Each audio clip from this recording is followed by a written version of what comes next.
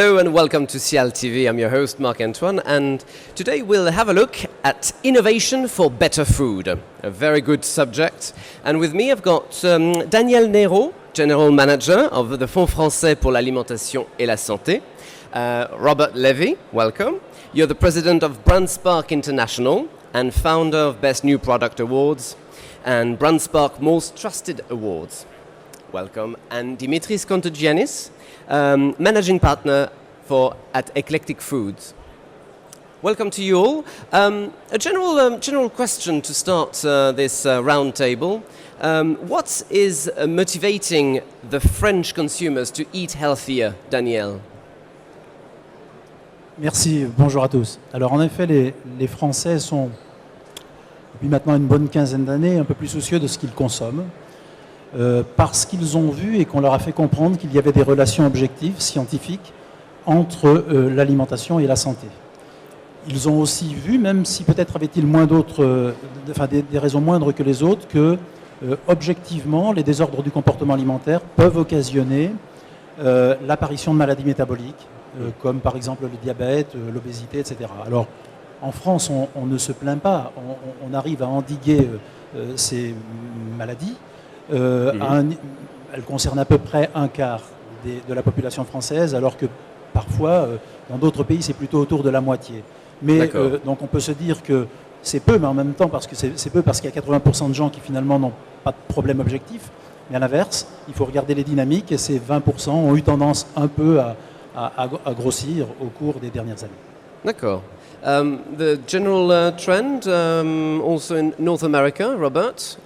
So I think we probably have a lot to learn from what France has been doing and the progress that's been made. Because we know about 90% of Americans and Canadians believe there's a lot they can do with food and nutrition to prevent illness. They feel well informed. And one of the big differences is that over 50% of Canadians or Americans are always trying to lose weight. So there's a weight issue. The problem is there hasn't been a connection to come up with a balanced approach. I think what seems to be working in France is the consumers understand balance is important. We are much more driven by convenience and extremes and fads and trends. And we're looking more for the quick fix. So now it's gluten-free. That is the quick fix. That's going to save us. And it switches from trend to trend to trend very quickly, even though the science exists. So that's the challenge, I think, in North America. And the governments and retailers and the manufacturers are still figuring out how to get on the same page. Okay, thank you very much. Dimitris, what's the motivation and general trend in Greece and Europe? Yes, similar what's happening in France and in Northern America. We see Greeks, the consumer, and generally Mediterranean consumer, are conscious about what they are eating. So they are conscious for one more reason, because of the other stakeholders' pressure to the food industry. And it is interesting to see what's happening. We see governments award and provide incentives to companies in order to develop innovative products for more healthy, and in parallel educate consumer to make healthier choices in their food and through promotion campaigns. We'll see a characteristic example, the Let's Move from First Lady Michelle Obama. Similarly, gourmets and gastronomy experts. I read an article in the annual edition of Economist award in 2014 by René Redzepi, the well-known chef.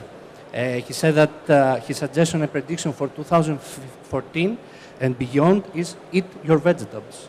And similarly, my good friend Michael Dounetas, a well-known Greek chef, says that the comprehensive knowledge of simple ingredients, such as a tomato, it's the way to innovate gastronomically and to develop unique and tasty plates. Okay. Lastly, we can say many things about how medical community and healthcare providers intervene in many ways in order to push and force consumer to make individual and family changes by selecting low-calorie and nutritional meals.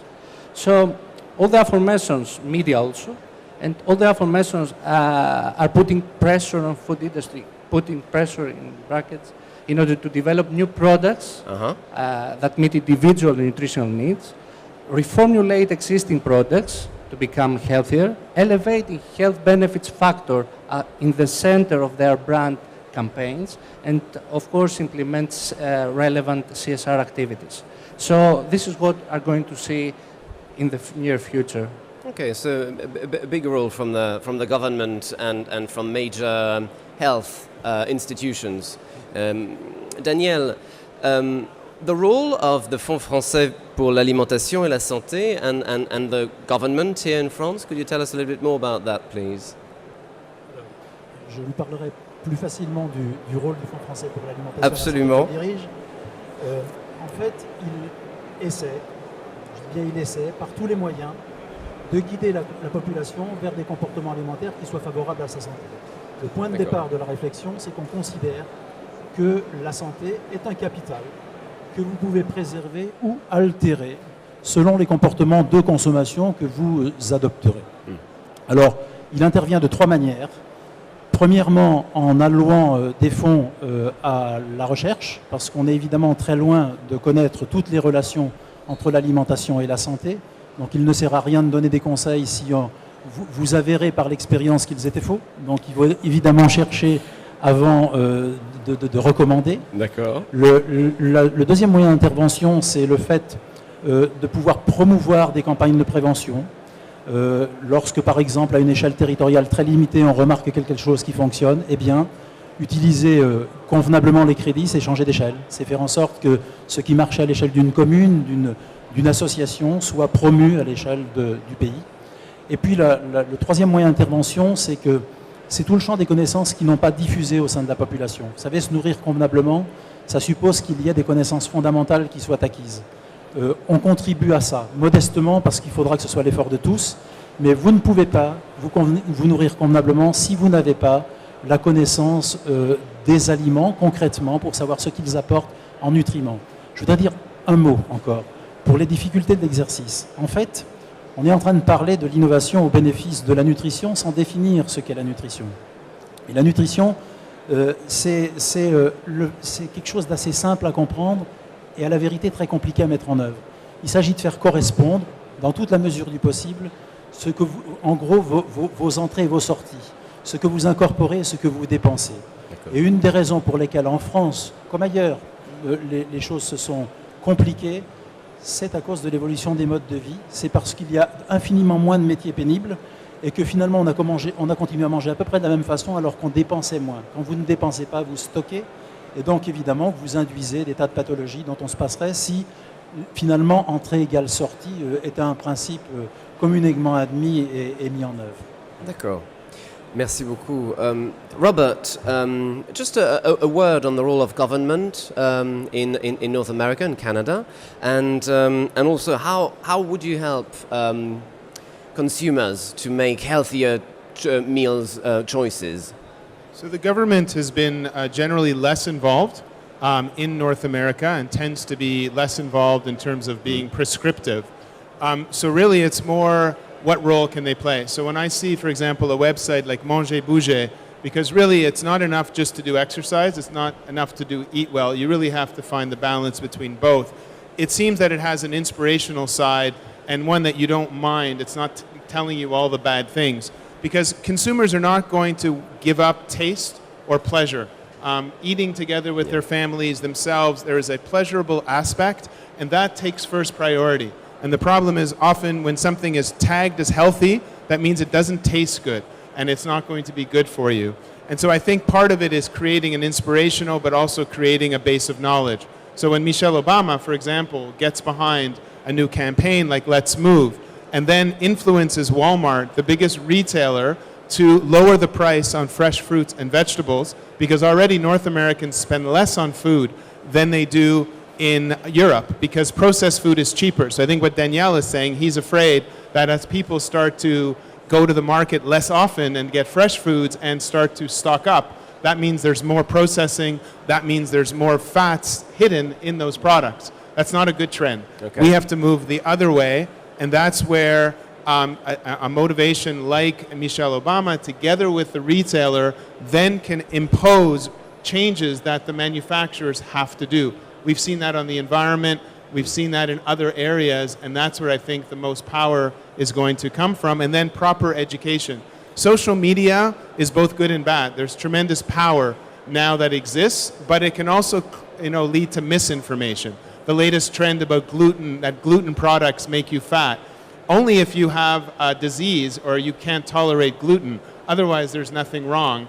And I think that one of the most exciting developments that's about to hit North America is the introduction of the new Apple Watch. Because I think that North Americans love new technology, and that has the power potentially to put proper information in a way that consumers will actually start. That probably will be the first best use of the new Apple Watch, will be to track what you're doing during the day in terms of eating and health, and could have a dramatic improvement. I hope the governments and other agencies jump on board and take advantage of that new technology. Thank you very much. Dimitris, could you tell us a little bit about the typical consumers for those products, those innovative products? In Eclectic, we have identified a typical consumer character as a highly demanding person who is keen on excellent nutritional quality of life for himself and his family.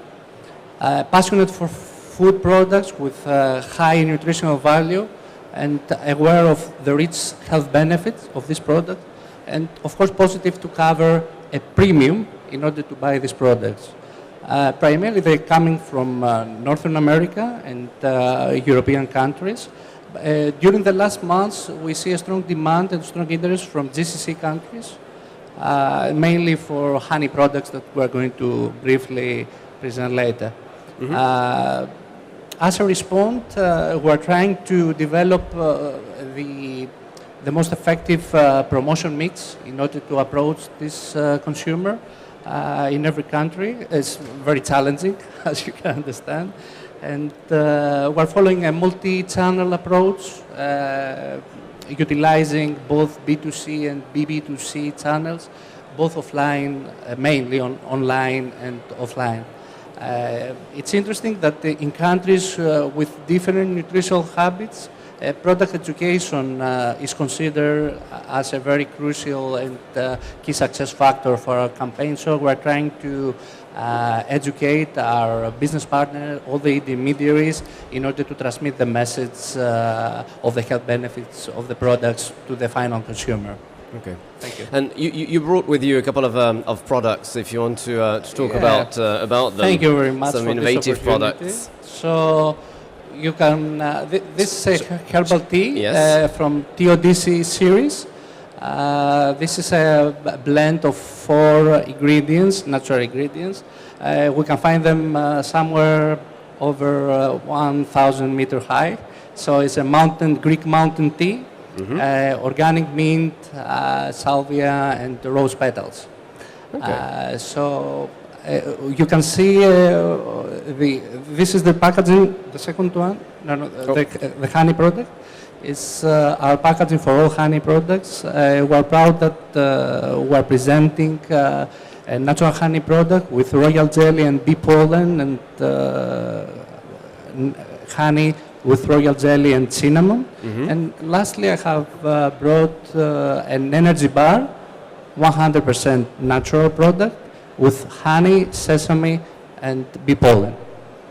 And lastly, we're very proud that we're working in close with our partners and producers in order to have a special reserve organic olive oils, blended, extracted with lemon, orange, and thyme, for example. We have for gourmet people natural honey from wild oak tree with black truffle. This was a request coming from the gastronomy industry. And in order to penetrate the kids market and increase the eating of honey, we're under the final stage before commercialization. of for the sense of honey with a taste very friendly for kids. We're going to launch it next year. And lastly, in order to penetrate the energy drink market, in collaboration with our partners, we're under the final stage before commercialization of this product. It's a 100% natural energy drink in powder form, diluted to water with royal jelly and some other ingredients. We'll keep them for SIAL meat list. Sorry about this. Next All one. right. Okay. Thank you very much. Thank you. Robert, what innovations are awaiting Canada and North America in the upcoming years, already now?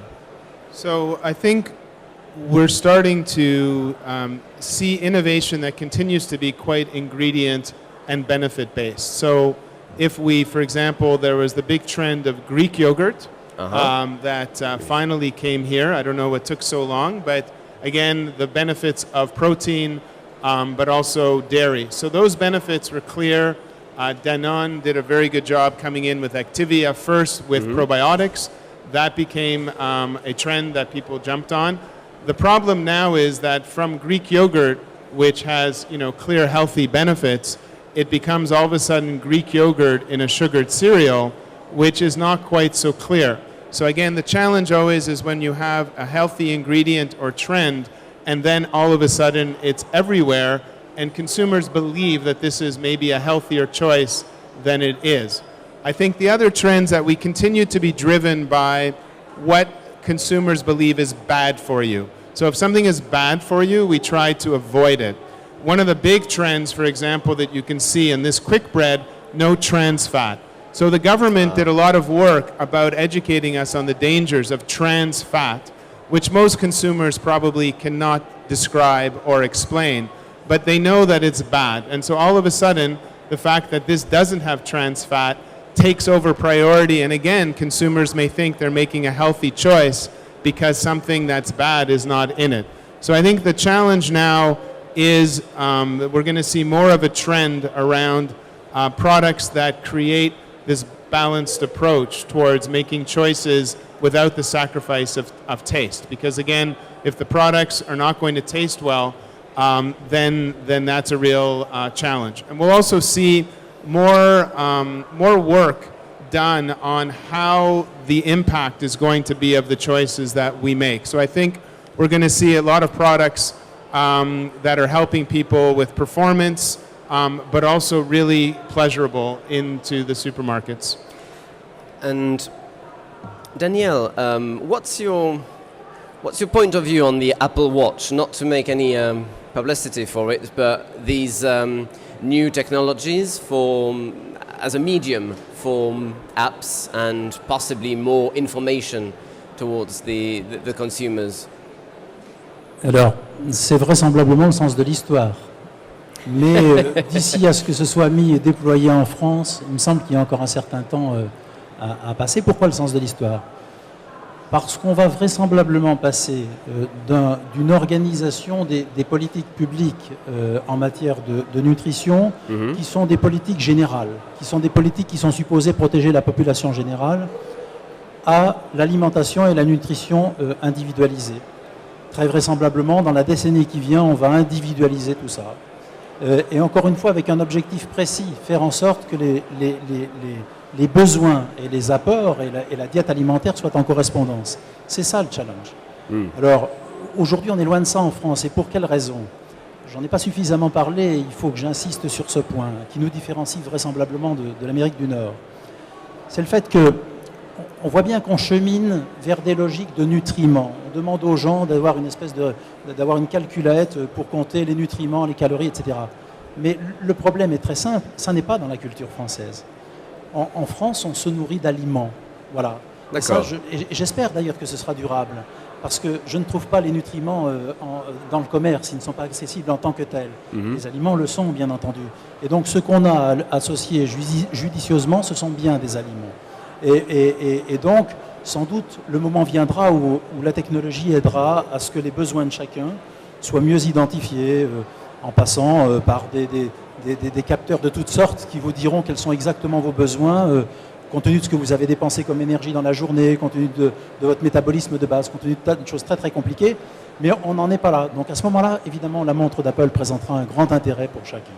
The thing that's interesting about the Apple Watch is, yes, it can help you keep track of your own calories, but the potential is more than that. There's an ability to tap into social media, the power of gaming, where you see what your friends are doing and what your friends have tried, Instagram. All of these are all about the need for communities and for people to share and learn from each other. If all of a sudden the Apple Watch, for example, is a technology that now adds to the social nature of communicating, so that being healthy and finding good food that's healthy becomes part of something that we start to share, well, then that starts to have a lot of power. So what I'm excited about is tapping into the power of social, what we've seen from gaming, what we've seen from the other, Facebook and other things that have taken hold, but now becomes something that you're proud about. Not just that you've discovered this great restaurant, but you've discovered one that also is healthy, because that's even harder than just finding a great restaurant. So I think that that's the power of starting, and if we saw from the bucket challenge on social media, something that raised millions and millions of dollars for a cause that had very low awareness before, because of the power of social. And I think that's what someone like Michelle Obama, that's what the role of celebrity, government can do. Oprah Winfrey kind of had that kind of role. And that's what I think where we can see the power of entertainers and government people we trust together with technology and retail. It's these new partnerships that can form that really surround the consumer, that ultimately just makes it easier for all of us every day to make better choices. Thank you. Dimitris, regarding the industry, from the company's point of view, how a small or medium-sized company can compete with the giant industry players? Thank you. With 3 children, as you can understand, I have read many times the Aesop's fable, The Lion and the Mouse. Uh-huh. So the moral of this is that little friends may prove great friends, big friends. So be sure that the executives of the big players know the fable and respect the small players. As a result, synergies, we have seen many synergies internationally. Joint initiatives, strategic partnership are common examples. Mm-hmm. So as a comment, independently of the size of the company, all players have their unique footprint in our market ecosystem. So although the rules of the game is the same beyond food industry, what we'll see is that the winners will those organizations in the future that will be enough to quickly move to a sense and respond culture from a make and sell platform, the traditional platform. Similarly, they will produce measurable results, innovation products, not only products, but also will have innovation in their system, in their business models.